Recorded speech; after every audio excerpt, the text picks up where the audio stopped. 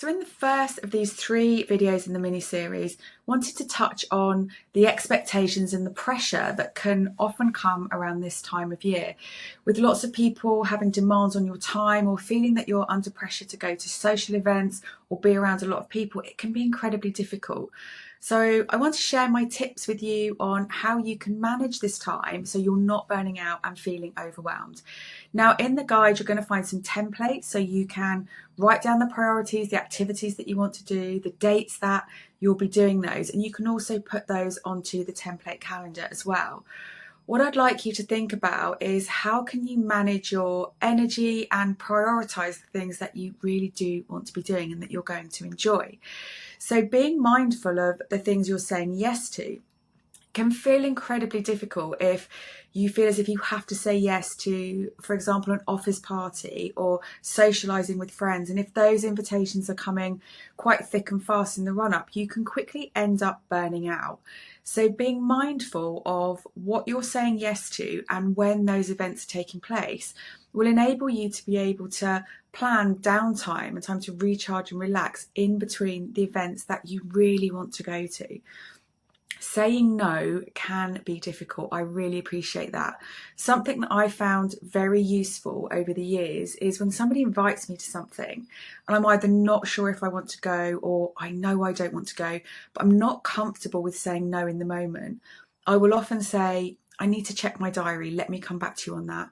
Or I need to check with, another family member or a partner, and I'll come back to you later today. Because that stopgap of saying, I'm not sure, I'll come back to you, actually takes the pressure off in that moment and allows you to respond in a way that feels good for you at a time that feels good for you. And often for me, I'll reply via a text message or a voice note to somebody and just say, thanks so much for the invite. Unfortunately, I'm not able to make that, but I really appreciate you asking me. I hope you have an amazing time. And the reason that I do that is because if I'm face to face with somebody, I can immediately feel the pressure and feel the need to say yes. I can be overwhelmed with rejection, sensitive to dysphoria, and think if I say no, it means they won't like me, they won't invite me again. So stepping back and replying in a way that means I'm safe, I'm at home, I'm able to communicate the fact I can't attend in a way where I'm not going to feel pressured in the moment, makes me feel more comfortable and reduces the anxiety. So if you also struggle with saying no, think about how you might put a bit of time and space in between being invited to something so that you can go away and think about, is that something that you want to be going to?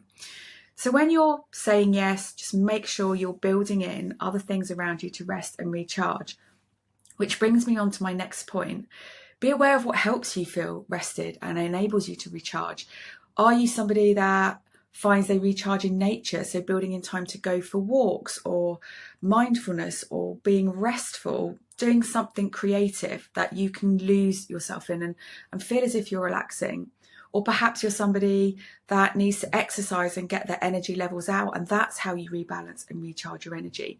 Being mindful of what makes you feel good, what helps you rest, recharge and rebalance means you can then factor that into your days, either on the days that you have social commitments or in between, so that you're not overstretching yourself and leading yourself to a point of overwhelm. And then the other thing that I would recommend that you think about is, what would you need to make those experiences more comfortable for you? So thinking about the sensory overwhelm and thinking about things like ear loops. If you're somebody that struggles with a lot of noise, it can be quite noisy at this time of year. I find that my ear loops work fantastically, so I will have those with me if I'm out in busy, noisy environments. Also being mindful if there's lots of bright lights, even just positioning your chair if you're in a restaurant or at a party, positioning yourself with your back to flashing lights if you find that quite overwhelming. Just thinking about what will make you feel more comfortable. I like to find places where there's an escape route. So when I go somewhere, I immediately know where the exit is. Where can I go if I need to step out and take a few minutes to take a few deep breaths and re-regulate myself? Or if I want to leave, how can I leave without drawing too much attention to myself or without feeling too anxious? So think about when you're going to the events, what do you need to know in advance? For example, if you're going to a restaurant, I always look at a menu way ahead of when I'm going. So thinking about, what are you going to eat? You know, what are you comfortable with eating if you have sensory food issues? And if you need to, contacting the restaurant to ask for any accommodations, rather than going to an event and panicking because you can't find the food that you're going to be comfortable eating, and then feeling on edge or anxious all night because you know that you're going to struggle with those foods. Try and avoid putting yourself in situations that are going to build anxiety, build stress and tension, and allow yourself to step outside or take a moment if you're starting to feel overwhelmed. Something that has been proven to rebalance the nervous system and help calm down is box breathing.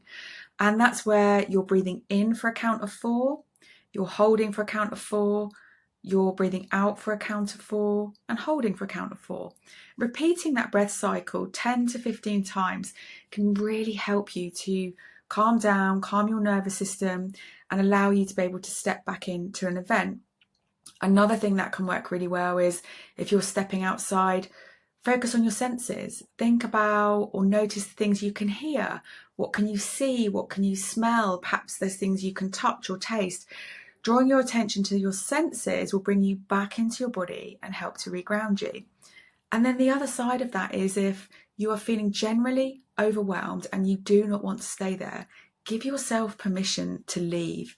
Give yourself permission to say goodbye, to exit the party, or even to just slip out the door if you need to do that. Because forcing yourself to stay because you think it's what's expected of you or you're not allowed, is going to push you into a state of overwhelm and burnout.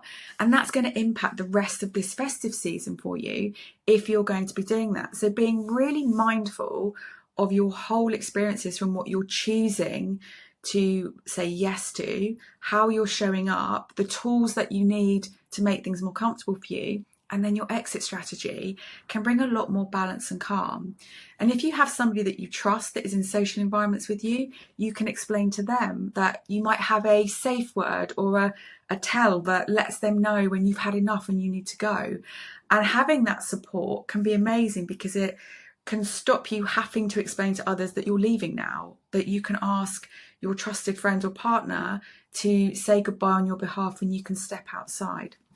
You don't have to say yes to everything.